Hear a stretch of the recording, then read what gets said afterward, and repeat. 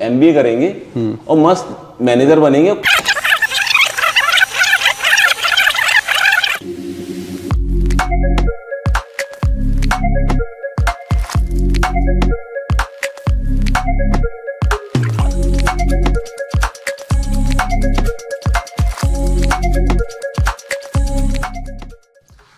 भारत, जी हाँ, बहुत ही खूबसूरत देश है, विभिन्नताओं का देश है। What is the beauty?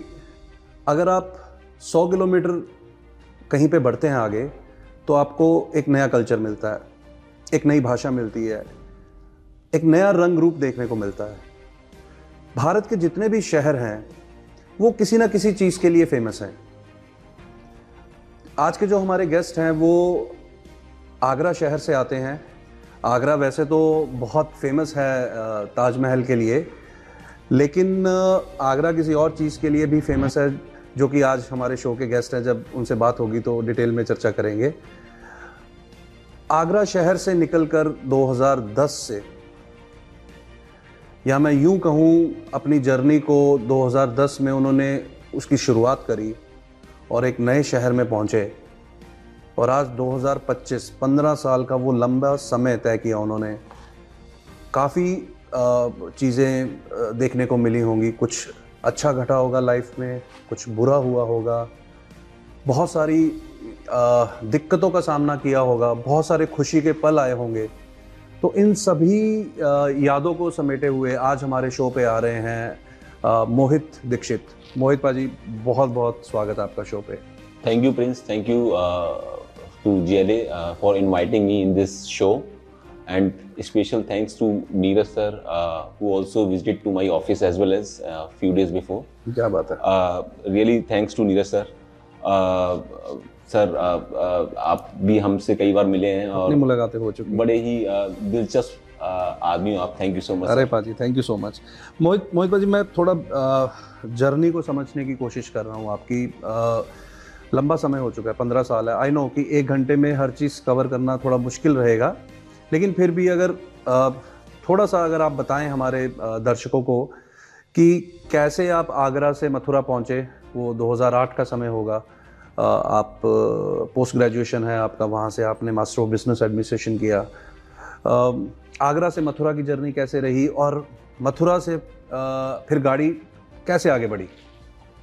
Prince, मैं आपको बताऊं, मैं जिस शहर से आता हूं और जिस फैमिली से आता हूं, मेरी फैमिली में किसी को इतना प्राइवेट सेक्टर के बारे में, या बोले कि जिस एजुकेशन जो MBA जो मैंने किया है उसके बारे में कुछ नहीं पता था। मैंने जो अपनी बेसिक क्वालिफिकेशन की है, बहुत ही छोटे शहर से क्वालिफिकेशन करके मैंने फिर ग्रेजुएशन की। जब ग्रेजुएशन की तब भी नहीं पता था मुझे फ्यूचर में करना क्या है। ना ही हमारा जब हम लोग छोटे होते तब हमें कुछ नहीं पता, हम लोग मस्ती में रहते हैं, हमें कुछ नहीं पता होता कि हमें करना क्या, आगे क्या करना है क्या नहीं करना है। तो हमने 10th 12th करने के बाद ग्रेजुएशन की। ग्रेजुएशन में जब हम हॉस्टल में रहते थे तो वहाँ हॉस्टल में कुछ और स्टूडेंट्स थे। तो स्टूडेंट्स जो MBA कर रहे थे आगरा से ही, किसी यूनिवर्सिटी से, आगरा में भी आगरा यूनिवर्सिटी से कर रहे थे। तो वो लोग जो MBA कर रहे थे, उन्होंने वो एक जो स्ट्रीम थी इंटरनेशनल बिजनेस, IB। अच्छा।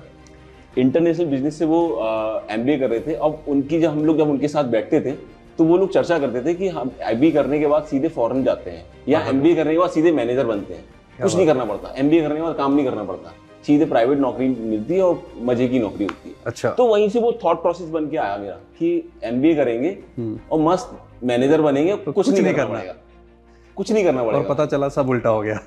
पता चला वो तो उल्टा क्या होगा, वो तो डबल उल्टा हुआ, वो बात की बात है। लेकिन हाँ, वो थॉट प्रोसेस था जब हम लोग ग्रेजुएशन में थे। फिर ग्रेजुएशन ऑलमोस्ट कंप्लीट होने वाली, तब तक नहीं पता था कि मुझे क्या स्ट्रीम में जाना है। अच्छा। ठीक है। लेकिन हाँ, मेरे कुछ फ्रेंड्स थे, जो कलीग्स, जो मेरे साथ में कुछ लोगों ने MBA की, GLA से ही MBA की। तो उन्होंने बोला कि यार एक काम करते हैं, HR स्ट्रीम लेते हैं। हाँ, उससे पहले की एक जर्नी और है कि मेरा सिलेक्शन जो हुआ था वो हुआ था MIT, Maharashtra institute of technology, okay, Pune.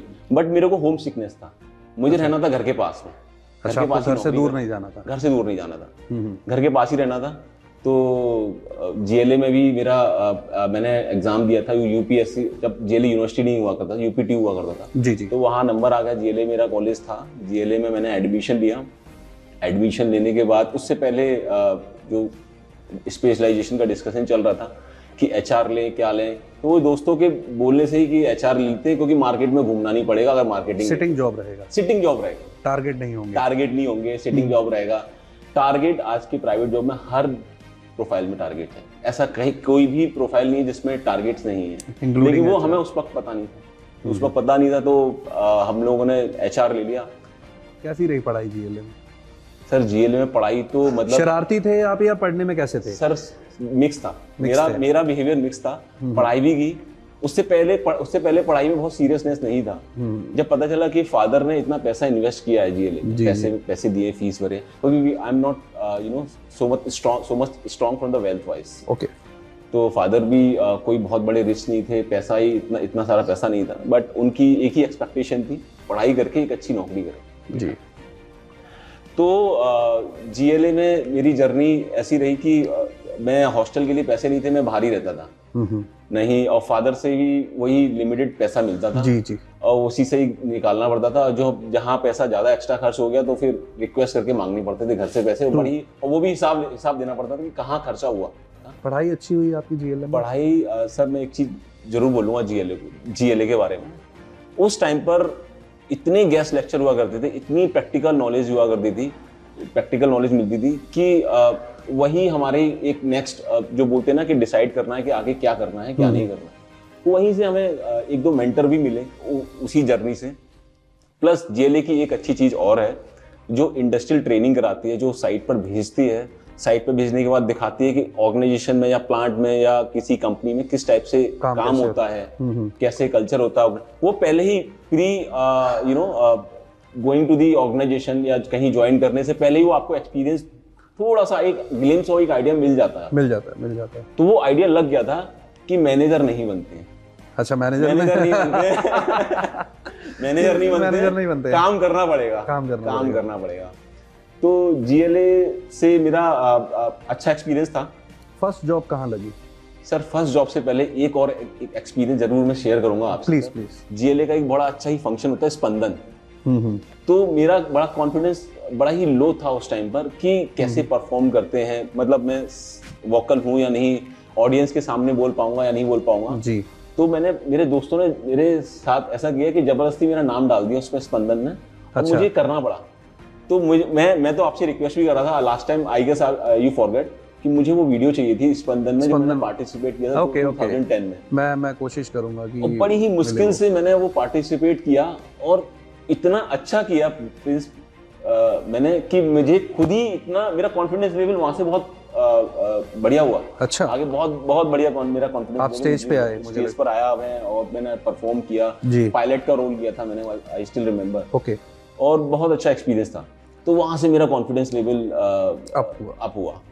फिर उसके बाद जीएलए से मेरे को प्लेसमेंट मिला वहां से, बट अनफॉर्चुनेटली क्या हुआ कि कुछ वही कलीग्स का जो रूमर्स होते हैं कि यहाँ जॉब मत करो, अच्छी कंपनी नहीं है, तब वो कोई गाइड करने वाला नहीं था उस टाइम। अगर कोई गाइड करने वाला मिलता तो शायद मैंने जो जीएलए से जो प्लेसमेंट मिला वो मेरी फर्स्ट जर्नी होती। अच्छा।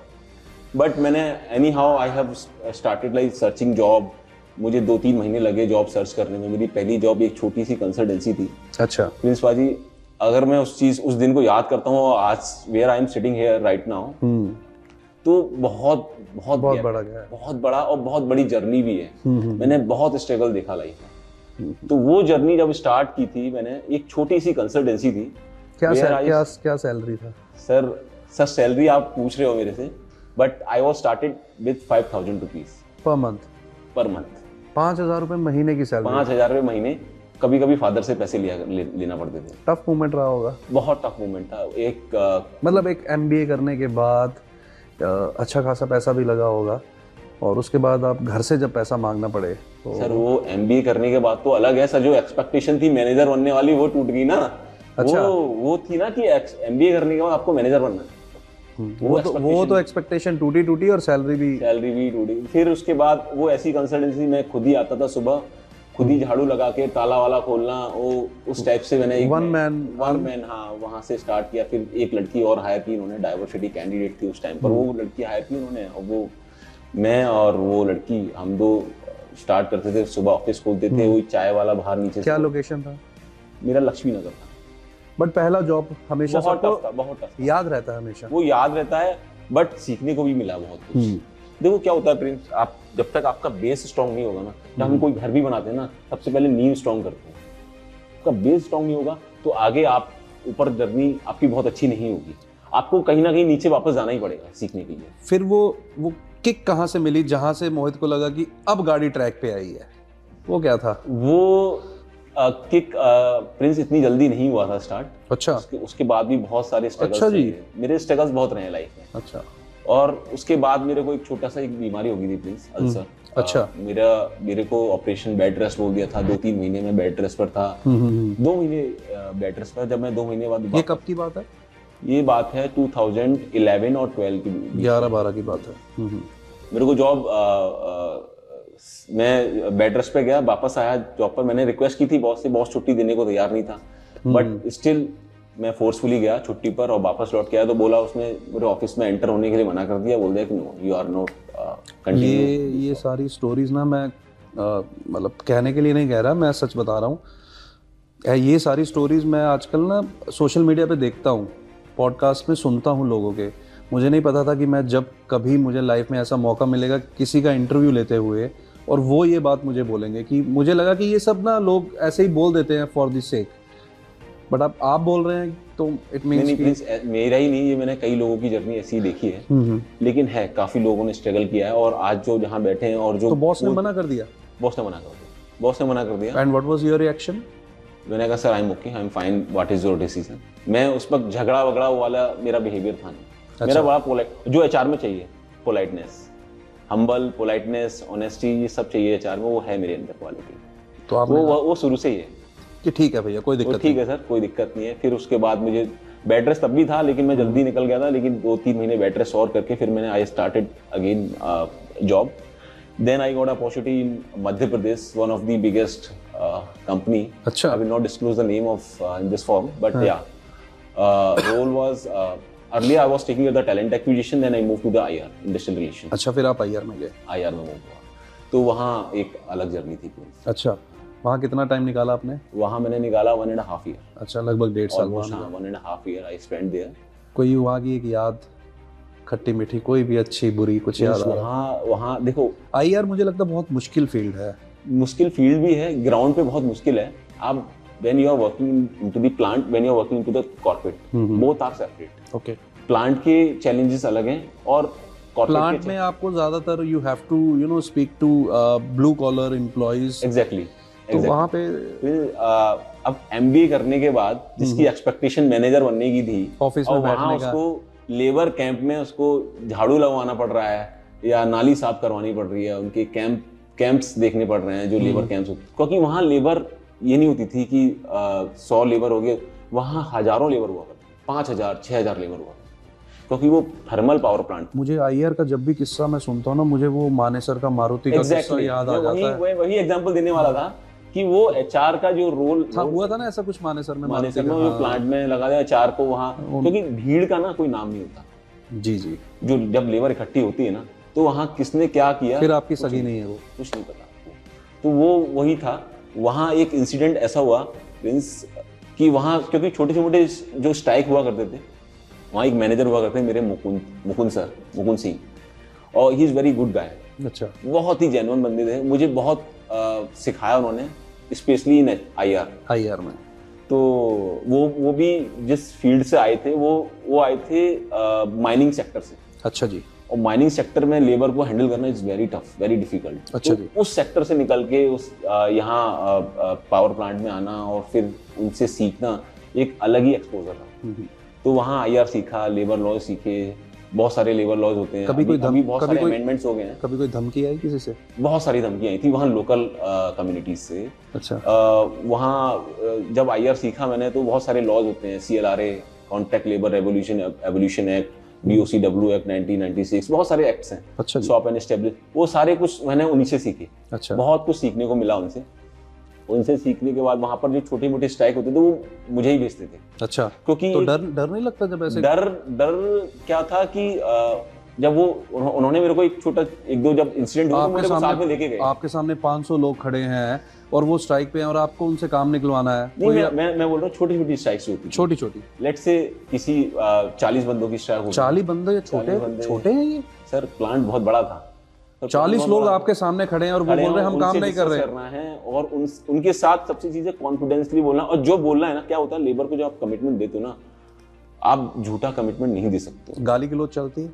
गाली गलौज नहीं चलती। गाली गलौज लेबर की तरफ से नहीं, लेबर की तरफ से गाली गलौज नहीं चलती। जब बहुत बड़ा इंसिडेंट हो जाता है तब वहाँ होता है, लेकिन जो छोटे मोटे इंसिडेंट होते हैं वहाँ गाली गलौज नहीं। हाँ, बहुत थोड़ा सा एग्रेसिवनेस होता है, बट उसको मैनेज करना। तो नेगोशिएशन बहुत इंपॉर्टेंट है। बहुत इंपॉर्टेंट है, नेगोशिएशन भी इंपॉर्टेंट है, और लेबर से डील करना इज अ डिफरेंट एक्सपीरियंस। जो आज की डेट में बहुत सारे CHRO आप नाम सुनते होंगे, जी, उनको भी वो एक्सपीरियंस नहीं है। तो वो दिस इज अ बेस। मुझे उस टाइम पर समझ में नहीं आ रहा था, क्योंकि मेरे सारे फ्रेंड्स कॉर्पोरेट में बैठे हुए थे, जहाँ गुड़गांव में और बेंगलोर सिटीज में। मैं वहां पर लेबर कैंप्स में देख रहा था। गुस्सा आता होगा? गुस्सा आता था, बिल्कुल गुस्सा आता था। लगता भी था कि मेरा करियर खराब हो गया। अच्छा। फीलिंग आती थी अंदर से कि मेरा करियर स्पॉइल हो गया। तो ये सारी जब ऐसी मिक्स फीलिंग आती हैं, बहुत सारे यंग MBA के बच्चे ये पॉडकास्ट देखेंगे, जब आप ऐसी जॉब में चले जाते हैं जहाँ पे आपका मन नहीं है, तो बट आप कर रहे हैं just for the sake of anything, चाहे वो कुछ भी है, तो क्या आप घर वालों को बंदा फ़ोन करता है कि यार मैं फंस गया, या फिर अपने सेकंड हाफ को फ़ोन करता है, गर्लफ्रेंड बॉयफ्रेंड भाई बहन किसी को करता है? आपने कभी कुछ ऐसा सोचा कि यार फ़ोन करके बताऊं मैं सब छोड़ छाड़ के आ रहा हूँ? जैसे MS धोनी का एक मुझे सीन याद आता है, वो रेलवे स्टेशन पे बैठा होता है और पीछे से वो बैकग्राउंड में आवाज़ आ रही होती है, धोनी धोनी। मैं थिएटर को थोड़ा सा क्लोजली देखता रहता हूँ, तो क्या कोई ऐसी कभी आवाज़ आई, मोहित मोहित? नहीं, इट्स डिपेंड उसका फैमिली बैकग्राउंड है क्या, कि और उसके ऊपर उसके अंदर भी होनी चाहिए कि उसका क्या है, नेक्स्ट विजन क्या है, क्या प्लान है उसका। आपको ये था कि मुझे ये करके यहाँ से निकलना है? एग्जैक्टली, मेरा यही प्लान था कि नेक्स्ट अपॉर्चुनिटी क्या है मेरे लिए। तो फिर क्या आई वो? यहाँ से नेक्स्ट अपॉर्चुनिटी क्या थी? जो मेरी नेक्स्ट अपॉर्चुनिटी थी वो मेरा करियर वहां से अपवर्ड था। अच्छा, वो मेरा नेक्स्ट करियर था, जहाँ से मैंने, और मेरा बोलते ना कि आपकी जर्नी की जो शुरुआत हुई ना, वो वहां से हुई। तो बेसिकली आप कॉर्पोरेट में पहुंच गए? फिर कॉर्पोरेट में नहीं पहुंचा फिर भी मैं। अच्छा, फिर भी नहीं पहुंचे? कॉर्पोरेट में नहीं पहुंचा, मैं पहुंचा था जम्मू कश्मीर में, जहाँ लोग जाने से डरते हैं। बट मुझे भी स्टार्टिंग में जब मुझे अपॉर्चुनिटी मिली, जिस कंपनी से मिली मुझे opportunity, one of the biggest company. ये कौन से साल की बात है? This is in 2000, I guess I join 2014 और 14-15 की बात है, लगभग 10 साल। 2014 में मैंने ज्वाइन किया था जम्मू में। अब तो काफी चीजें चेंज हो गई जम्मू कश्मीर में। अब तो उस टाइम पर नहीं था, उस टाइम पे नहीं था, उस टाइम पर कुछ भी। और आप गए वहाँ? और मैं गया वहाँ पर, और मैंने I was like top performer. मैंने वहाँ जो परफॉर्म किया, जो मैंने डिलीवरी दी ऑर्गेनाइजेशन को। कहाँ थे JNK में? मैं जम्मू में, मेरे पास जम्मू भी था, मेरे पास पंजाब भी था। 2 स्टेट मेरे को दे रखे थे उन्होंने। अच्छा। मुझे 2 स्टेट का HRBP IR बोलते हैं, एडमिन, सब कुछ मेरे पास था जी। I was the whole sole incharge for this 2 states. Punjab में मेरे पास जलंधर था। अच्छा जी। मेरे पास एक ऑफिस था जलंधर से। मैं जिस कंपनी में ज्वाइन किया था, that was like transmission company. The project was start from the Jalandhar to Baramulla. अच्छा, जलंधर से बारामूला तक की लाइन थी। अच्छा, वो लाइन आपकी कश्मीर होते हुए, जम्मू से होते हुए कठुआ और होते हुए, और आपका राजौरी होते हुए जा रही थी लाइन बारामूला। हाँ, बारामूला। अच्छा, तो कितना टाइम का प्रोजेक्ट था ये? टाइम था 4 साल का प्रोजेक्ट था। हमने 4 साल में डिलीवर कर दिया था। और आप वहीं गवर्नमेंट का प्रोजेक्ट था। आप वहीं रहे? मैं वहीं था, 3.5 साल वहीं था। लास्ट के 5-6 महीने पहले मेरा ट्रांसफर हो गया कॉर्पोरेट ऑफिस में। अच्छा, कैसा एक्सपीरियंस रहा? It was wonderful experience. मैंने अपनी प्रोफाइल पर, लिंक्डइन प्रोफाइल पर जाओगे, मैंने वो वीडियो भी डाला हुआ है। मैं 1 सेकंड के लिए रोक रहा हूँ। लोग कहते हैं कि HR सिटिंग जॉब है। अभी तक मैं जितनी बात कर पाया हूँ, मुझे ये बंदा अभी तक ऑफिस में दिखाई नहीं दिया है कि भैया HR में हम ऑफिस में बैठेंगे, बहुत मस्त काम होगा, कोई टारगेट नहीं होगा। अभी तक मैं ये देख रहा हूँ मध्य प्रदेश, अभी मैं देख रहा हूँ खुद ही ऑफिस खोलना, अभी मैं देख रहा हूँ बारामूला, अभी मैं देख रहा हूँ जलंधर। तो भैया ऑफिस में कब बैठे आप? ऑफिस में बैठने का शुरुआत हुई थोड़ा टाइम बाद। उससे पहले एक जो जर्नी थी वो मैं और बता देता हूँ। फिर then we will go for next. 2014 में जब मैंने ऑफिस सेटअप करना था, मेरे को कॉर्पोरेट ऑफिस, जब मेरा दिल्ली में ऑफिस हुआ करता था, तो वहाँ से वन ऑफ माई गुरु बोलते हैं, गाइड बोलते हैं, मोहित सक्सेना। अच्छा, नाम मैं लूंगा और ये वीडियो जरूर भी दिखाऊंगा उनको। अच्छा। और आने से पहले मैं उनको परमिशन लेके आया, उनसे पूछ के आया हूँ सर क्या क्या बोलना है, कैसे क्या। मोहित के गुरु मोहित के गुरु मोहित। क्या बात है। और उन्होंने सिर्फ एक ही चीज बोली कि जो भी बोलना, जो किया है वो बोलना। क्या बात है। जो किया है वो बोलना, और बाकी झूठ मत बोलना और या बनावट मत बोलना, जो बोलना बोल देना, अपने जो एक्सपीरियंस लिया है। सही बात है। तो आने से पहले मैंने उनको पूछा और मैं यहाँ आया, और फिर उसके बाद मैं आपको जर्नी बता रहा था जम्मू कश्मीर, बारामूला वाली। वहाँ जो एक्सपीरियंस था that was a next level, क्योंकि जिस कंपनी को मैंने ज्वाइन किया, that focus on the technology, focus on the employ welfare, focus on the social impact. उनकी चार पिलर हुआ करते थे, जिसको हम लोग सिर्फ S for social impact, I for technology, F for fun, R for respect. Alright. इसको सिर्फ बोलते थे हम लोग। बोला कि ये हमारी पिलर है जिसको फोकस करना है। और बहुत अच्छी कंपनी थी, बहुत अच्छी कंपनी थी जो मैंने ज्वाइन की थी। तो मेरी जो जर्नी स्टार्ट हुई, तो वो सारा ऑफिस सेटअप करना, बिलीव मी, मैंने टेबल चेयर खुद अपने हाथ से उठा के अंदर रखे, वो तक मैंने किया है। अच्छा। उसके बाद वॉशरूम तक साफ कराया मैंने सामने खड़े होकर, ये सब चीजें मैंने की हुई। उसके बाद मैंने फिर एक वहां पर एक छोटा सा प्रोजेक्ट स्टार्ट किया था हमने, हेलीक्रेन का। ओके। जो आप नेशनल ज्योग्राफिक पर देख सकते हो जी। उस प्रोजेक्ट में I was a part of that project. Okay. तो वहाँ सारा फैसिलिटी प्रोवाइड करना, एम्प्लॉय एंगेजमेंट पे फोकस करना, एम्प्लॉय वेलफेयर पे फोकस करना, और सारी फैसिलिटी प्रोवाइड करना। That was very difficult, that बफलियाज जगह है ये, because see to provide the facility into the metropolitan city is very easy, because you will get a vendor, multiple vendors. Okay. But providing the facility, 5-star facility in remote area, क्योंकि specially हमारे CEO से order था कि 5-star facility provide करानी है जो भी employ वहां साइट पर रहेगा उस लोकेशन पर। और that was a peak remote location, जंगल था चारों तरफ, रात में अगर शेर भी आ जाए तो कोई बहुत बड़ी बात नहीं। उस जंगल में मैंने ऑपरेशन किया और वहां 5-star फैसिलिटीज प्रोवाइड कराई। बीइंग एज एचआर, एडमिन, सब कुछ मेरे पास ही था, वो सब कुछ मैंने वहां करा। It was wonderful experience. अच्छा। सीखने को बहुत मिला होगा। सीखने को बहुत कुछ मिला, वेंडर कैसे डील किया जाता है, vendor development, employ welfare, talent management, सब कुछ मैंने वहाँ सीखा, टैलेंट एक्विजिशन। अनफॉर्चुनेटली ये सारी चीज़ें पता नहीं क्लासेस में कितना डिस्कशन होता है, उस पर हम कभी फुर्सत में बैठेंगे। प्रमोशन भी दिया कंपनी ने, ऐसा। अच्छा, प्रमोशन भी मिला? प्रमोशन भी मिला मेरे को, काफ़ी एक प्रमोशन वहाँ मिला। खैर, मैं अभी की सैलरी आपसे नहीं पूछूंगा, वो मैं ऑफ द कैमरा एक बार पूछ लूँगा इनसे, और मैं अपने लिंक्डइन पे बता दूंगा कि मोहित पाजी की सैलरी कितनी थी। लेकिन पहली सैलरी उनकी 5000 थी, जो कि मतलब बहुत कम कह सकते हैं आफ्टर MBA। और 2010 में मुझे लग रहा है हालात ठीक होने शुरू हो गए थे। 2007-8 में काफ़ी डाउन था। बारामुल्ला के बाद ऑफिस में मोहित पाजी कब पहुंचे एसी वाले रूम में? वो माहौल कब आया? मैं उसकी वेट कर रहा हूँ कब से। सर 2017 में मैं ट्रांसफ़र हो गया था मेरा दिल्ली कॉर्पोरेट ऑफिस। मेरे को फर्स्ट जो जॉब दी थी वो दी थी टैलेंट एक्विजिशन की। 7 साल के बाद और को टैलेंट एक्विजिशन। उससे पहले तो मैं सोर्सर था, रिक्रूटमेंट किया था, हायरिंग की थी, जो फर्स्ट जॉब में था। वो that is also a good experience. उसी के बेस पर ही मेरे को एक ये रोल दे दिया था, टैलेंट एक्विजिशन। तो वो टैलेंट एक्विजिशन मैंने वहाँ पर भी अच्छी डिलीवरी दी। टैलेंट एक्विजिशन के साथ साथ एक छोटे मोटे प्रोजेक्ट्स भी दे देती है मेरे को साथ में। तो वो मेरी जर्नी एक अलग ही लेवल पे चली गई, साइट से डायरेक्ट एक कॉर्पोरेट ऑफिस में, और जहाँ मेरे को हायरिंग करनी है। बट मेरे को अच्छी चीज़ ये थी कि मेरे को सपोर्ट किया टीम ने, जिस टीम में मैं गया, और मुझे दिया था प्रोजेक्ट्स हायरिंग। जिस प्रोजेक्ट से मैं, क्योंकि मेरी अंडरस्टैंडिंग प्रोजेक्ट की बहुत अच्छी थी, क्योंकि आपने वहाँ अच्छा टाइम वहाँ काम भी बहुत किया, और मेरा प्रायर जो एक्सपीरियंस था वो प्रोजेक्ट्स का ही था, साइट का ही था, लोकेशंस जो साइट रिमोट लोकेशन में जहाँ मैंने काम किया हुआ है। ठीक है। तो उसके बाद जब मैं कॉर्पोरेट ऑफिस में आया तो वही प्रोजेक्ट्स की हायरिंग दी, प्रोजेक्ट्स की हायरिंग डिलीवरी दी, काफ़ी अच्छा रिजल्ट दिया। वहाँ भी एक प्रमोशन लिया। अच्छा, वहाँ भी एक प्रमोशन लिया, अच्छा काम किया, वहाँ भी प्रमोशन लिया। दिक्कत कब आई? जब आप किसी कंपनी को बहुत अच्छा काम दे दो और कंपनी को बहुत सारा टाइम भी दे दो। मैंने उस कंपनी में I have spent 7 years in that company. अच्छा, 7 साल दिया। 7 साल निकालिए उस कंपनी में, और हालांकि कंपनी ने भी मुझे दिया, बट कोविड टाइम पर अब कंपनी की भी दिक्कत थी, या भी अपनी कंस्ट्रेंट्स होंगी। हाँ, बहुत सारी चीज़ें थी। तो वो रोल जो था मेरा प्रोजेक्ट्स हायरिंग का वो डिसॉल्व कर दिया, उन्होंने खत्म कर दिया उस रोल को। ओके। तो फिर मुझे प्रोजेक्ट्स में मूव कर दिया। Then I move to the Gujarat. अच्छा, फिर आप गुजरात गए? गुजरात गया, but I decided to move on this organisation. HR का बंदा एमबीए करते वक्त ये सोच रहा था कि ऑफिस में बैठूंगा, तो फिलहाल अभी तक ऑफिस में बैठा नहीं है और लगभग मुझे लग रहा है 8-9 साल मैं देख चुका हूँ मोहित पाजी के।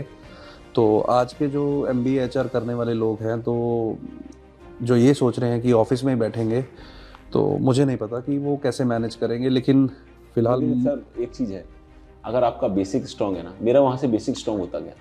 अगर आपका बेसिक स्ट्रांग है तो आप ऊपर आपको कोई बेवकूफ़ नहीं बना सकता। लेट्स से एक एग्जांपल ले लेते हैं, कोई एक सड़क पर आप देखते हो जब सुबह झाड़ू लगाता है बंदा और ऊपर सुपरवाइजर उसको गाइड करता है।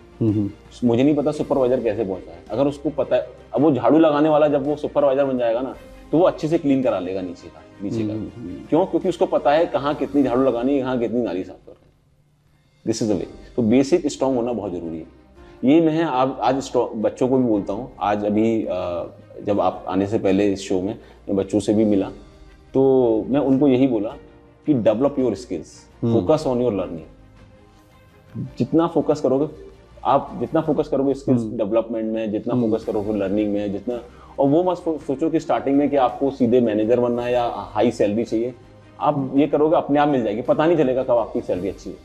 अच्छा जी, पता नहीं चलेगा। शायद आज की जनरेशन मुझे लग रहा है स्टार्टिंग में ही बहुत ज़्यादा एक्सपेक्ट करती है कि होना चाहिए package x amount y amount जो भी है। बट मैं बहुत ज़्यादा मतलब वैसे मेरे पास शब्दों की कमी नहीं होती हमेशा बोलने के लिए, मेरे पास बहुत शब्द रहते हैं, लेकिन मैं आई एम स्टिल स्टक कि एक बंदा मतलब एक थॉट प्रोसेस से निकला कि मैं ये काम करूँगा, वो उसको 7 साल के बाद वो काम करने का मौका मिला। वो पेशेंस आपने दिखाई, वो स्ट्रगल आपने देखा और यू कंक्लूडेड इट कि जब वो किया तो जब आप दोबारा पोजीशन पे आए, चाहे वो मैनेजर की है, तो आपको पता है कि इसमें ये चीज़ें होती हैं, आपको कोई बेवकूफ़ नहीं बना सकता, which is really very important. एक और मोहित पाजी, आप आगरा से आते हैं, मुझे नहीं पता आगरा कितना बड़ा शहर है। हम तो आगरा को ताजमहल मतलब यही है, मैं पंजाब से आता हूँ, तो हमारे लिए आगरा मतलब ताजमहल। यहाँ आगरा का एक बहुत फेमस है वो खाने का, वो क्या बोलते हैं उसको, मीठा को, पेठा, आगरा का पेठा। लेकिन आगरा बहुत बड़ा शहर नहीं है। अगर हम अपॉर्चुनिटीज़ की बात करें, अभी हाल ही में मैं भूपेश पाजी से मिला था, वो पिछले पॉडकास्ट में आए थे, तो वो मथुरा शहर से आते हैं। तो वही मैंने उनसे भी पूछा था, मैं आपसे भी यही पूछ रहा हूँ, जब हम छोटे शहरों से आते हैं, मैं लुधियाना से आता हूँ, बहुत बड़ा शहर नहीं है, तो इन शहरों के बच्चे जो होते हैं in comparison to Delhi NCR के जो बच्चे हैं, या बैंगलोर में जो पले बड़े हैं, जिन्होंने मुंबई में जो हैं, जिन्होंने बहुत सारी चीज़ें उनको इन टर्म्स ऑफ एक्सपोजर, चाहे वो घर में मिली हैं या शहर में मिली हैं। मैं जब फर्स्ट टाइम बैंगलोर एयरपोर्ट पे गया था, मुझे ये नहीं पता था चेक इन कैसे करना है, मेरी हालत ख़राब थी फर्स्ट टाइम। तो वो एक्सपोजर आज के टाइम पे अगर छोटे बच्चों को देखो, दिल्ली एनसीआर उनके पास है ऑलरेडी। तो जो छोटे शहर के बच्चे हैं, वो जब बड़े शहरों में जाते हैं या एमबीए प्रोग्राम्स करते हैं, तो वो दे यूजली स्ट्रगल। तो वो आपने कैसे मैनेज किया? You also come from Agra, उसके बाद you been to MP, you been to Baramulla, वहाँ यहाँ वहाँ, कैसे? देखो, वो अपनी विल पावर है। आपको समझना होगा कि, और मैंने आपको पहले भी बोला कि अपना फैमिली बैकग्राउंड भी चेक करना है कि आपको जॉब करनी है या नहीं करनी है। आप फाइनेंशियली कितने स्ट्रांग हो, बैकएंड से कितना सपोर्ट है आपको। अगर नहीं है सपोर्ट तो आपको जॉब करना ही पड़ेगा, जो भी मिल रहा है वो करना पड़ेगा। वही मेरा था, मेरा बैकग्राउंड ऐसा था कि मैं फाइनेंशियली बहुत स्ट्रांग नहीं था, मुझे जो मिली जॉब वो मैंने करी। अच्छा। और मैं आपको एक सर्वे बता रहा हूँ, अभी जो सर्वे हुआ है कि जितने आज की डेट में जॉब कर रहे हैं जो एम्प्लॉइज हैं, मैं बता रहा हूँ मोर देन 50% वो अपने जॉब से सेटिस्फाई नहीं है, क्योंकि उनको जो प्रोफाइल चाहिए, जो काम करना है उनको, वो मिला ही नहीं है।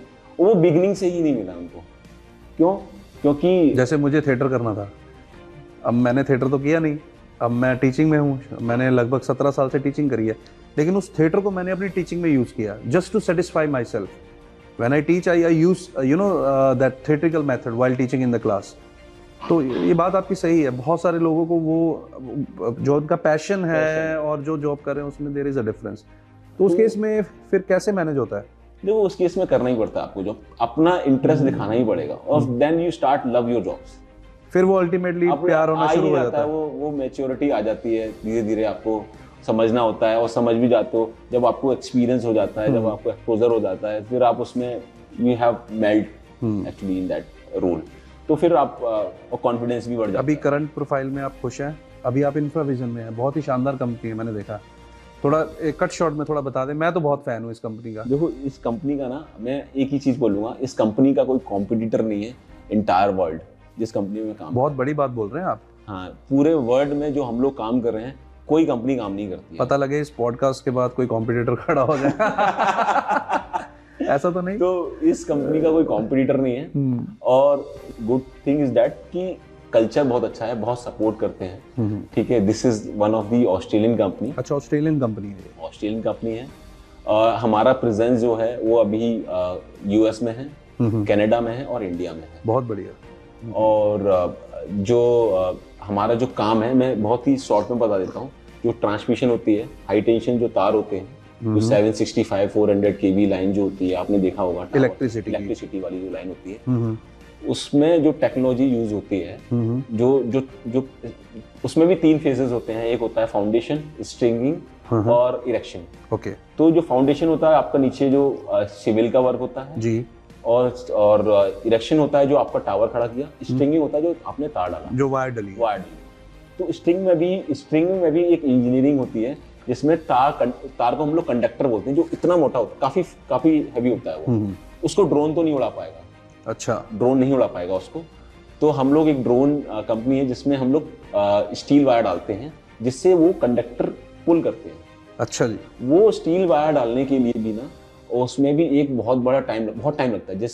जो लेट से स्टील वायर डालने में मैनुअली आपको 10 दिन लगता है, हम लोग 2 दिन में कर देते हैं उसको। ओके। एक एग्जांपल दिया मैंने जी आपको। जी।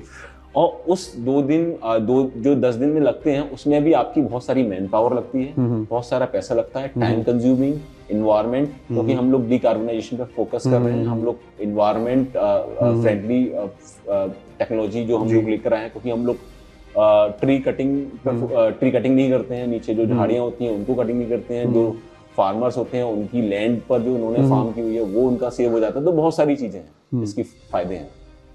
और एक और टेक्नोलॉजी जो हम लोग लेकर आ रहे हैं मार्केट में, वो भी अभी मैं डिस्क्लोज नहीं करूंगा, वो अंडर प्रोसेस है। That is one of the top technology. नहीं, आप बहुत शानदार काम कर रहे हैं। आप ज़्यादा मत बताइए, कल को जो आपके सीईओ साहब हैं या जिनको भी आप रिपोर्ट करते हैं, वो बोले कि मोहित आपने क्या बोल दिया वहाँ पॉडकास्ट में। और अब हमारे बहुत सारे कॉम्पिटिटर्स मार्केट में आ रहे हैं। एनीवेज, मैं मोहित भाई, आज के बच्चों के कॉन्टेक्स्ट में आपसे कुछ चीज़ें पूछना चाहता हूँ। आपने लगभग 15 साल का समय दे दिया इंडस्ट्री को।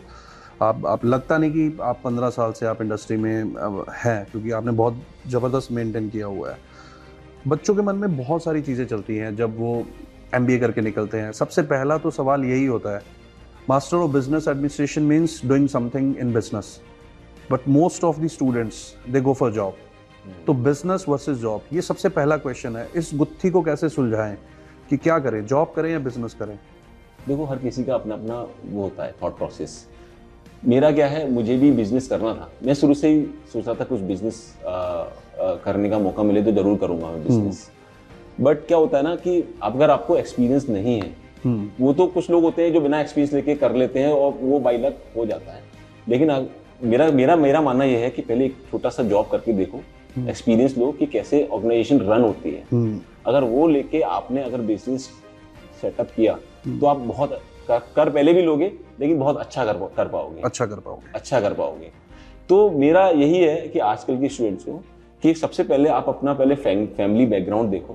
अगर वो स्ट्रांग है तो आप बिजनेस के लिए जाओ, ठीक है, लेकिन थोड़ा सा एक एक्सपोजर ले लो कॉर्पोरेट का कि कैसे वहाँ काम होता है। जब जॉब शुरू करना लगते हैं ना, तो मुझे लग रहा है जैसे तो फिर जॉब में ही रह जाते हैं, फिर वो बंदा जॉब से बाहर नहीं आ पाता। This is my personal.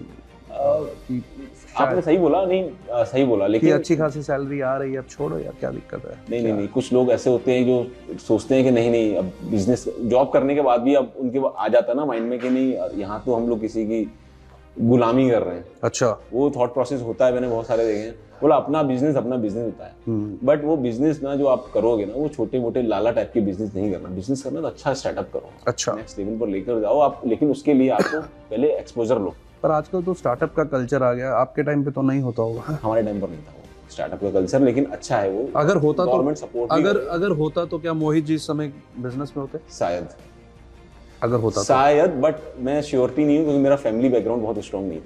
अच्छा, फैमिली बैकग्राउंड, अच्छा family background important role play करता है थोड़ा सा फाइनेंशियली, क्योंकि आपको सपोर्ट करना है फाइनेंशियली, क्योंकि कब तक पैसे मांगोगे फादर से, कब तक पैसे मांगोगे घर से, तो वो भी है। एक अंदर से ना एक टाइम बाद में गिल्टी फील अंदर से फील होता है गिल्टी, यार फादर ने इतना सपोर्ट किया, इतना, क्योंकि मेरे बाद मेरा छोटा भाई, उसको भी एजुकेशन देना है, उसको भी पढ़ाई करनी है, उसका भी बहुत सारा खर्चा, और सैलरी इतनी नहीं है, इतने सारे खर्चे होते हैं। बीइंग इनटू एचआर बहुत एलिगेशंस चलते हैं और लिंक्डइन पे बहुत सारी ट्रोल होती है एचआर, तो मैं मतलब आपको देख के कैसा लगता है कि यार हमारी डोमेन को बहुत बदनाम किया जा रहा है, ये तो रंगोली बनाने वाले लोग हैं, ये इनके पास कोई काम नहीं है एचआर के पास, तो व्हाट इज योर कॉल? नहीं, ऐसा नहीं है। एक्चुअली क्या है, लोगों को पता नहीं है कि आपने बनाई रंगोली, आपने रंगोली बनाई? नहीं, मैंने कभी रंगोली नहीं बनाई है, लेकिन हाँ वो एक एंगेजमेंट प्रोग्राम्स होते हैं, वो रंगोली नहीं और भी प्रोग्राम्स होते हैं जिसमें हम लोग एम्प्लॉइज को इंगेज करते हैं और डिफरेंट एक्टिविटीज के थ्रू। वो रंगोली नहीं, आप बोलोगे देखोगे आप जो प्रोग्राम रन कर रहे हो, ये भी एक एंगेजमेंट प्रोग्राम है जी, जिसमेम आप लोगों को इंगेज कर रहे हो, जोड़ रहे हैं लोगों को। दूसरा एक और चीज है, इंगेजमेंट प्रोग्राम किस लिए होता है किसी भी ऑर्गेनाइजेशन में? Just to increase the productivity of the organisation जी। आपको प्रोडक्टिविटी इंक्रीज करनी है तो थोड़ा अपने एम्प्लॉइज को खुश रखना भी है, ठीक है। और बहुत सारे प्रोग्राम्स होते हैं, यही नहीं होता है कॉफी, जैसे एक चला था coffee with boss, coffee with Karan के कॉपी कर लिया था, कॉफी विद बॉस, वो स्टार्ट कर दिया हम लोगों ने, बॉस के साथ कॉफी पियो। और कुछ एंगेजमेंट प्रोग्राम ये किया कि जो हमारी टीम है वही जिसको जो बेस्ट ट्रेनिंग या रनिंग का कोई सेशन दे सकता है, वो एक एंगेजमेंट प्रोग्राम स्टार्ट। तो बहुत सारे एचआर बहुत काम करता है, मैंने वो दिखता नहीं है, मैंने देखा है, मैं बहुत जैसे आपसे मिला, आपके साथ चाय पे चर्चा हुई, तो मैं आई अंडरस्टूड कि एचआर बहुत काम करता है, लेकिन लिंक्डइन की परसेप्शन की मैंने बात की थी, वहां पे ज्यादातर यही चल रहा है स्ट्रेटजिक रोल। अच्छा, पूरा स्ट्रेटजिक रोल होता है, बैकग्राउंड में बहुत सारी चीजें होती हैं, प्लानिंग बहुत एचआर पे ना बहुत एलिगेशन रहते हैं, बड़ा सेंसिटिव सा डिपार्टमेंट है, बायस रहता है एचआर कि जैसे सामने दो कैंडिडेट हैं, एक को मैं जानता हूँ, एक को मैं नहीं जानता, चलो इसको रख लेते हैं। ऐसा बायसेस नहीं रहता बैकएंड पे। जो कभी आपको कभी किसी की कॉल आई, मोहित मैं प्रिंस बोल रहा हूँ, तुम्हारे पास एक कैंडिडेट आ रहा है, इसका इंटरव्यू हो रहा है, इसको रखना है जॉब पे, अगर कैपेबल है तो जरूर लूंगा मैं। वैसे कभी ऐसा अगर वैकेंसी होगी, कैपेबल होगा, वैसे कभी आया कॉल? हाँ आया, काफी कॉल आए, और अच्छा हाँ लिया भी है, लेकिन हाँ अगर वो कैपेबल है, मतलब प्रोसेस को फॉलो कर, प्रोसेस को कभी वो नहीं करना।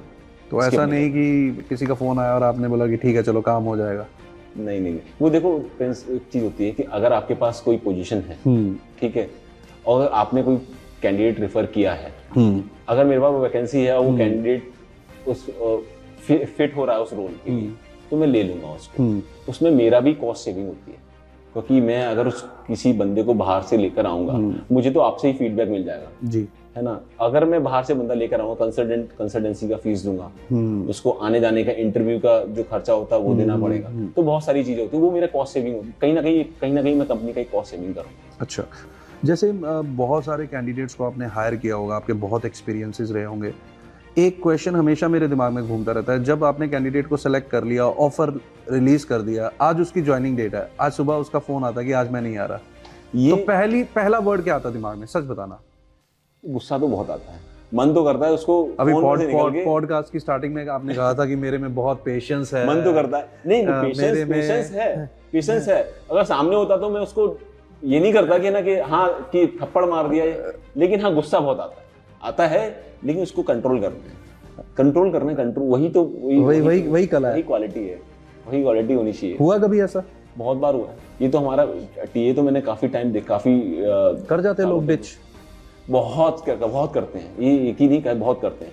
क्या करते हैं, वो करंट कंपनी में ही अपना यहाँ से ऑफर ले लिया तो उधर दिखाया कि देखो जी यहाँ मुझे मिल रहा है। आजकल इंडस्ट्री में बहुत चल रहा है। अच्छा, आजकल बहुत चल रहा है। कभी आपने किया ये? नहीं मैंने नहीं किया। ये आप ऐसा इसलिए तो नहीं कह रहे कि आपके बॉस ने? नहीं, मैंने कभी नहीं किया। Because this is a very, is it right और रॉन्ग? नो, क्वेश्चन ये है मेरा असली। देखो it's depends again I am saying कि आप पॉलिटिकली अगर करेक्ट आंसर मैंने दें आप, अभी।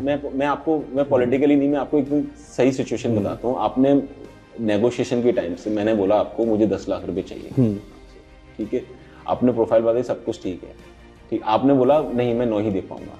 अब करंट कंपनी ने उसको 10 लाख पैकेज दे दिया तो वो रुक जाएगा।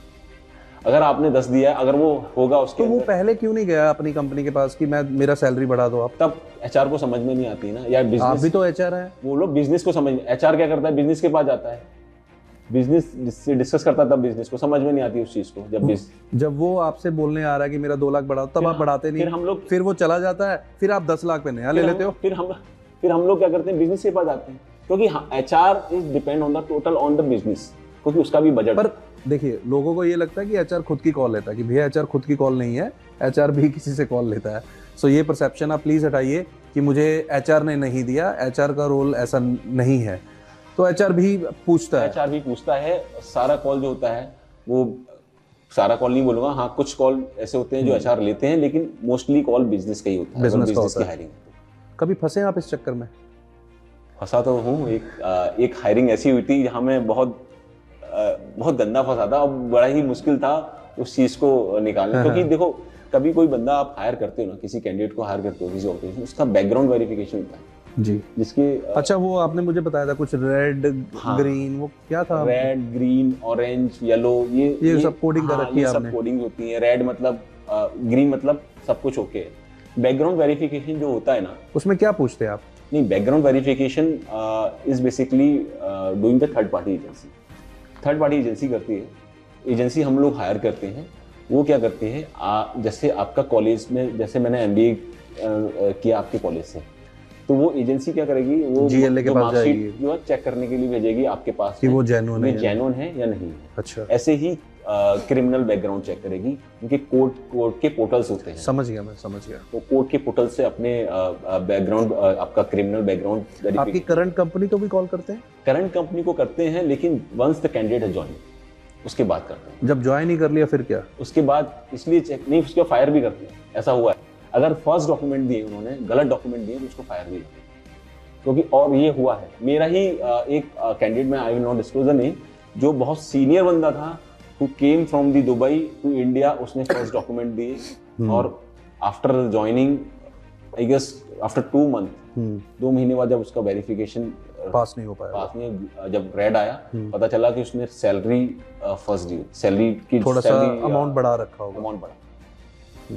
तो वो उसको फायर। तो वो चीज़ कभी नहीं करें। मैं इसको स्टूडेंट को बोलूँगा, अभी तो खैर वो फ्रेशर है, जब वो नेक्स्ट एक जॉब चेंज करने के बाद जब नेक्स्ट लेवल पे जाओ, कभी भी फर्स्ट डॉक्यूमेंट ऑर्गेनाइजेशन में नहीं देना। तो आप जब भी कोई जॉब स्विच करें तो आप अपना सैलरी जो है वो उतना ही बताएं, ज़्यादा मत बताएं। सैलरी नहीं, और भी जो चीज़ें डाल देते हैं, जैसे गलत एजुकेशन डाल देते हैं, ऑलवेज एक्सपीरियंस एक्स्ट्रा डाल देते हैं कि 5 जैसे दिखाने के लिए, दिखाने के 6 साल का एक्सपीरियंस, शायद कुछ सैलरी बढ़ जाए। तो बहुत सारी चीजें हैं। तो बड़ा इंपॉर्टेंट थॉट है वो, ये वही है जो शायद हम लंच पे चर्चा कर रहे थे कि हमेशा सच बोलिए, आपको याद रखने की जरूरत नहीं पड़ेगी।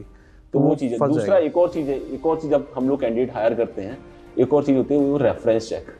एक रेफरेंस चेक होता है, एक डिस्क्रीट रेफ चेक होता है। डिस्क्रीट रेफ चेक जो होता है वो आपको पता नहीं होगा कि किससे आपके वो कॉल करके पूछते हैं, आपका प्रोफाइल देख लेंगे कि लेट्स से आपने पिछली 5 कंपनी में काम किया है, उस 5 कंपनी में किसी भी कंपनी में कोई कांटेक्ट मिल गया तो वहाँ फोन करके आपके बारे में पूछेंगे कि प्रिंस सर कैसे थे, प्रिंस ने क्या था, क्या रोल था उनका, कैसे था। वो भी होता है, वो भी होता है। वो अच्छा, एक ना सबसे मुश्किल कॉल होती है एचआर की, वो ये होती है कि जब आपको किसी एम्प्लॉय को बोलना होता है कि आप जाइए, हम आपको बाय बाय कर रहे हैं। मुझे ऐसा लगता है वो बड़ा मुश्किल होता है। वो सपोज कोई सीनियर बंदा है, 15 साल के साथ आपके साथ जुड़ा हुआ है, और सडनली आपकी टीम में, उसकी टीम में, उस बंदे की टीम में और नए लोग आ गए। अब वो स्ट्रगल कर रहा है वहाँ पे वो बंदा, लेकिन वो पुराना है, कंपनी का लॉयल है, नई टीम चाहती है कि ये चला जाए। तो बीइंग एज एचआर जब आप उसको बोलते हो कि आपका समय समाप्त हो चुका है, तो वो स्क्रिप्ट क्या रहती है? विदाउट कोई रीजन कोई भी ऑर्गेनाइजेशन नहीं निकाल। सपोज ऐसी सिचुएशन आ जाए और एचआर, हाँ तो डिसीजन एचआर बोले कि चलो हमें निकालना है, एम्प्लॉय को क्या स्टैंड लेना चाहिए, उसके क्या राइट्स हैं? उसके राइट्स क्या वो अपनी आवाज उठा सकता है? आवाज क्या उठा सकता है? जब वो ऑफर लेटर जब साइन करता है वहाँ क्लियरली मेंशन है जब चाहे तब ऑर्गेनाइजेशन आपको फायर निकाल सकती है, but basis on your this notice. 15 साल दे दिए उसने आपकी ऑर्गेनाइजेशन को, आप उसकी जवानी आपकी ऑर्गेनाइजेशन में निकल गई। अब जब मतलब कोई नई टीम आ गई तो पुराने वालों को बाय बाय, दिस इज नहीं ऐसा तो क्या मेरा क्वेश्चन ये है, क्या एचआर स्टैंड ले सकता है कि नहीं सर हमें नहीं निकालना चाहिए, हाँ, ये पुराना है? बिल्कुल लेते हैं, सजेशन देते हैं, फीडबैक देते हैं, बिजनेस को देते हैं, सारा कुछ फीडबैक देते हैं। ऐसे नहीं, मैंने वही बोल रहा हूँ, ऐसे किसी को नहीं निकाला जाता जब तक कोई बेस नहीं होगा, जब तक कोई बेस स्ट्रांग नहीं होगा। या तो उसने ब्राइब का कोई केस होगा या उसका गिफ्टिंग का कोई केस होगा। ये बहुत सारे केसेस आ रहे हैं आजकल ऑर्गेनाइजेशन में कि दिवाली गिफ्ट ले लिया। अच्छा, वो भी बहुत सारे केसेस यार ऐसे मत बोलो यार, दिवाली हमारा बड़ा इंपॉर्टेंट त्योहार है, खुशियों का त्योहार है, उसमें अगर किसी ने कोई मिठाई का डिब्बा किसी को दे दिया, मिठाई का डिब्बा gift is not count in gifting actually. मिठाई का डिब्बा का मतलब क्या है? गिफ्ट का मतलब होता है आपने बहुत मोबाइल गिफ्ट ले लिया, अच्छा, बहुत सारे एक्सपेंसिव महंगे, या आपने कुछ पैकेट ले लिया कुछ महंगे अच्छा, गिफ्ट का, that is not acceptable in any organisation. मतलब जहाँ पे वजन है पैसे का, जैसे मोर एक्सपेंसिव एक्चुअली, वो it is not allowed in job corporate. अच्छा, और प्रॉपर पॉलिसी हमारी कोड ऑफ कंडक्ट, ओके, तो वो नहीं कर सकते, वो नहीं कर सकते। दूसरी कंपनीज में जब कोई बंदा बहुत अच्छा काम कर रहा होता है तो एचआर को बड़ी चिढ़ मचती है, मुझे ऐसा लगता है, गुस्सा आता है कि काश ये हमारी कंपनी में होता है। तो वहाँ से कॉन्सेप्ट निकल के आया हेड हंटिंग, इसको लेके आओ अपनी कंपनी में, ये वहाँ बड़ा अच्छा काम कर रहा है, ये मार्केट तोड़ रहा है हमारी। कभी आपने हेड हंटिंग करी? हेड हंटिंग का कॉन्सेप्ट बहुत डिफरेंट है। हेड हंटिंग का कॉन्सेप्ट है कि एक स्पेशलाइज्ड और एक स्किल्ड मैन पावर जो मार्केट में अवेलेबल नहीं है, और हमें वो स्किल्ड मैन पावर हमें अपनी ऑर्गेनाइजेशन के लिए चाहिए। तो वो स्किल्ड मैन पावर आपको मार्केट में मिले, आपको पता है वो मार्केट में बहुत ही डिफिकल्ट है, और वो बंदा आपको पता है कि ये 2-3 ही कंपनी में मिलेगा, या आपको पता है यही बंदा है, ठीक है, यही कैंडिडेट है, यहाँ बैठा हुआ है। तो आप उसके साथ आप टारगेट करोगे उसको हायर करने के लिए with the different way means you will call to him, you will send the mail, you will meet to him personally और कन्विंस हिम। तो this is called the head hunting. अच्छा, to hire the specialized candidate for our organization। कुछ candidates ऐसे होते हैं जो मुंह मांगा पैसा कंपनीज दे देती है, उनको भी देना पड़ता है जब अगर वो स्पेसिफाइड ऐसा रोल है कि जहां मार्केट में अवेलेबल है और बिना उसके काम नहीं चलेगा, देना पड़ता है। अब मैं एक लास्ट में ना एक हायरिंग की थी इसी से रिलेटेड, अमोनिया प्रोसेस करके एक कैंडिडेट हायर किया था। I will not disclose the name. India में ही, but she was sitting outside of India. Okay, उसने जितना पैसा बोला उसको देना पड़ा, बिकॉज वो स्किल सेट है ही नहीं है, क्योंकि अमोनिया प्रोसेस ग्रीन हाइड्रोजन में चाहिए होता है। ग्रीन हाइड्रोजन अभी वो कॉन्सेप्ट आया ही नहीं है, इंडिया है ही नहीं है वो ग्रीन हाइड्रोजन। तो जो जितना पैसा मांगा आपने दिया? जितना पैसा नहीं, थोड़ा कोशिश करते हैं, थोड़ा बहुत नेगोशिएशन। हाँ, बट जो हमारी पैरिटी होती है उससे थोड़ा अबव देना पड़ा। मैं आपसे अब फटाफट से ना कट शॉर्ट में बहुत सारी बातें, क्योंकि मैं बहुत कंक्लूड करने वाला हूँ चीज़ों को। आज के बच्चों को क्या कहेंगे, क्या एडवाइस रहेगी आपकी? देखो, मैं आज के बच्चों को सिर्फ एक ही चीज बोलूंगा, जो खास करके एचआर में जाना चाहते हैं, क्योंकि एचआर में ना मोहित भाई, मुझे ऐसा लगता है बच्चों को इट्स वेरी इजी जॉब। उनको ये लगता है सिटिंग जॉब, जो आपने स्टार्टिंग में बोला था, टारगेट नहीं है, ऑफिस में बैठना है। But I have seen HR running here and there for candidates, specially for TA candidates, TA वाले जो बंदे होते हैं। फिर मैंने ऑपरेशंस में बंदों को देखा है, कंप्लायंसेस में देखा है, प्रेशर कुकर सिचुएशन है। तो what advice you will give? मेरा एक ही एडवाइस रहेगा, जो आज के स्टूडेंट्स हैं और जो एचआर में स्पेशली जाना चाहते हैं, just focus on your learning, focus on your skill development, focus, and you always a good listener और लर्नर और फ्लेक्सिबल ऑल्सो। कुछ लोग होते हैं ना कि सर मैं यहाँ नहीं जाऊँगा, सर मैं यहाँ नहीं जाऊँगा, मैं बैठने की जॉब नहीं करूँगा। ऐसा कुछ नहीं है। जो जॉब मिल रही है एचआर में, just accept it and learn as much as you can. पता नहीं चलेगा आपको कब आप नेक्स्ट लेवल पहुंच गए। क्या आपने छोटे शहर का लेबल लगाना चाहिए माथे पे कि मैं तो छोटे कोई शहर फर्क नहीं पड़ता, कोई फर्क नहीं पड़ता। छोटा शहर, बड़ा शहर, छोटे शहर से निकल के बड़े बड़ी जगह पर लोग बैठे हुए प्रिंस, और बड़े बड़े साइंटिस्ट हैं जो छोटे शहर से ही हैं। तो कोई फर्क नहीं पड़ता, छोटा शहर बड़ा शहर, ये बाइसेस हटा दो। महेंद्र सिंह धोनी छोटे शहर से ही आता है, आज कोई फर्क नहीं पड़ता, काफी नाम कमाया उन्होंने। जो फ्रेशर्स होते हैं, कोई ऐसे 2 स्किल सेट, आपने पहले बताया कि उनको स्किल पे काम, कोई ऐसे 2 स्किल सेट एचआर वालों के लिए कि ये होने ही चाहिए? देखो, एक तो ऑब्वियसली टेक्नोलॉजी, जो नई ट्रेंड में चल रही है, उस टेक्नोलॉजी पे फोकस करें। दूसरा एमएस, आजकल एमएस ऑफिस, देखो एमएस ऑफिस बहुत इंपॉर्टेंट है आजकल कॉर्पोरेट ऑफिस में। एमएस ऑफिस क्या आप एक्सेल की बात कर रहे हैं? एक्सेल हो या पीपीटी हो, कुछ भी हो, एमएस ऑफिस बहुत स्ट्रॉन्ग जरूरी है। एक्सेल आता किसी को नहीं कहते सब है कि आता है, मैं सच्चाई बता रहा हूँ। देखो एक्सेल आता किसी ने एटलीस्ट इतना तो आता हो कि वो कर ले। वहां पर मैंने बहुत सारे ऐसे स्टूडेंट्स देखे हैं जो इनको एक्सेल में, अगर मैं उनको बोलूँ यहाँ एक ऐड वाला फॉर्मूला लगाना, केवल ऐड करना है, काउंट करना है, वो नहीं कर पाएंगे। मैं वी लुकअप तो एच लुकअप और वी लुकअप तो बोल ही नहीं रहा, और आजकल उससे भी एडवांस आ गया है। What is your call on AI in HR? देखो AI artificial intelligence is a कुछ है रोल एचआर में इसका? देखो अभी बहुत सारे, देखो मैंने अभी लास्ट ही यूज किया एआई अपनी हायरिंग में।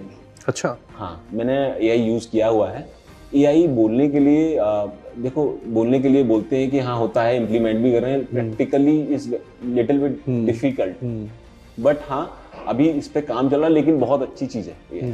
टू बी वेरी फ्रैंक, मैंने जो यूज किया है एआई वो हायरिंग में किया है। When you are hiring, let's say आजकल क्या कॉर्पोरेट में एटीएस यूज होता है, एप्लीकेशन ट्रैकिंग सिस्टम, जो इसको टूल बोलते हैं, जिसको हम हायरिंग टूल बोलते हैं।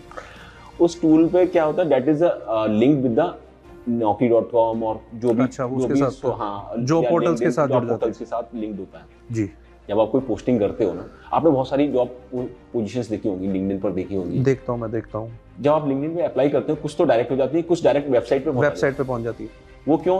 क्योंकि उनके पास जो एटीएस सॉफ्टवेयर है ना, जो सॉफ्टवेयर यूज कर रहे हैं ना, वो वहां पहुंचाती है। अच्छा, जब वो वहां अप्लाई करोगे ना, तो उनके पास उनके सॉफ्टवेयर में आ जाएगा, वो सीधा डेटा वहां पहुंच जाएगा। हाँ। अगला मेरा सवाल वही है, how important it is to secure the data. For example, मैं टैलेंट एक्विजिशन में हूँ, आप भी टैलेंट एक्विजिशन में, आप मेरे दोस्त हैं, मुझे 2 कैंडिडेट चाहिए। हालांकि उन्होंने अप्लाई आपकी कंपनी में किया है, अब आपको पता है कि प्रिंस को चाहिए, प्रिंस फंसा हुआ है, तो आपने धीरे से बोला कि ये काम करो, ये 2 कैंडिडेट प्रिंस मेरे पास आए थे, आप इनको ले लो, अपना काम चला लो। तो अल्टीमेटली ये गलत है, वैसे एथिकली गलत है। अप्लाई तो उन्होंने आपको किया था, डेटा आपके पास था, आपने मुझे शेयर कर दिया, मैंने उनको अप्रोच किया।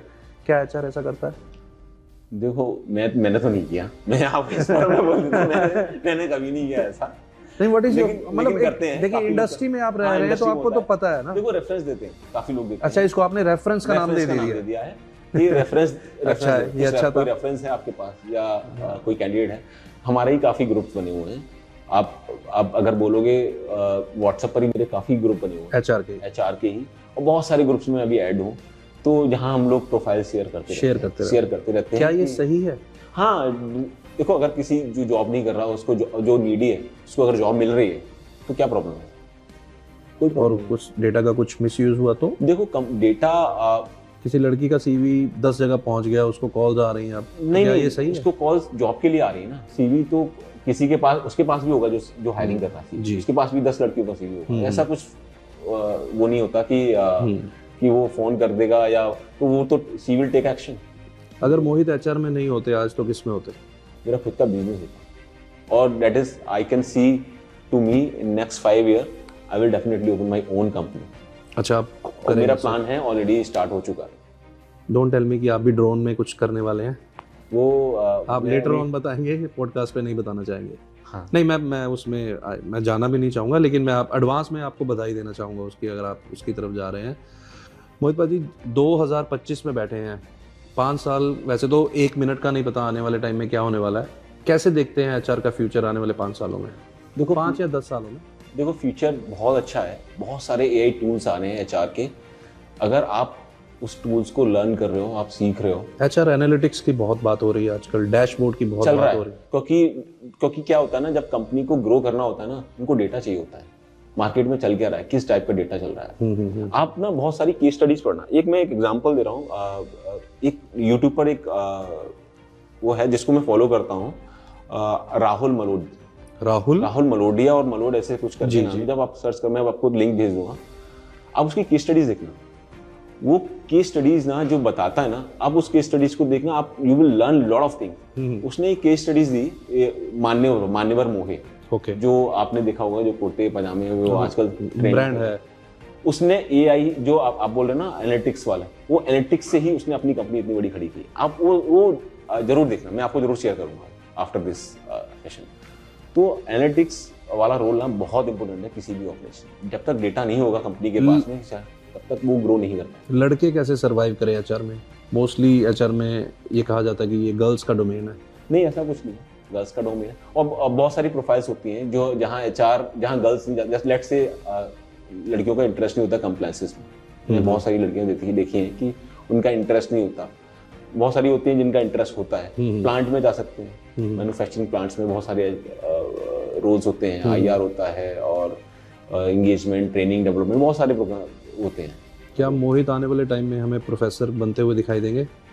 अभी तो नहीं, ऐसा कोई प्लान तो नहीं है, क्योंकि मुझे लग रहा है जितना इन्फॉर्मेशन आपके पास है, अगर आप क्लास में इतना इन्फॉर्मेशन बच्चों को देंगे बहुत बढ़िया हो सकता है। I am always support with your GLA, specially the GLA students. नहीं, जीएलए का तो आप हिस्सा रहेंगे ही, वो तो आप परिवार का हिस्सा है। आने वाले टाइम में क्या हम मोहित को किसी बड़े मंच पे देख सकते हैं, डिलीवरिंग एचआर कॉन्सेप्ट्स, ऐसा कुछ? जॉब के लिए तो नहीं, बट हाँ फॉर एनी टॉपिक और एनी किसी स्टूडेंट्स को गाइड करने के लिए आई एम ऑलवेज अवेलेबल। 1 से 2 कब हो रहे हैं मोहित जी, और 2 से 1 कब हो रहे हैं? मतलब शादी का क्या प्लान है? अभी तक तो कुछ सोचा नहीं है बट हाँ डेफिनेटली अगर कुछ होगा प्रिंस को सबसे पहले फोन जाएगा। नहीं, मैं तो बिना बुलाए भी आ जाऊंगा। चलिए, उसके लिए आपको अगेन हार्दिक शुभकामनाएं। एक ऐसी चीज़ जो आपके मन में हमेशा रहती है कि यार ये मेरी चीज़ मेरे से छूट गई वाइल इन 15 ईयर्स नौकरी के चक्कर में, इसमें जैसे मुझे लगता है कि मेरा फैमिली, मेरा बेटा मेरे से खास करके दूर है, मुझे ऐसा लगता है। वो सबसे छोटा है और मुझे लगता है कि पैसों के चक्कर में वो मेरे से, मतलब उसको बड़े होते हुए नहीं मैं देख पा रहा हूँ।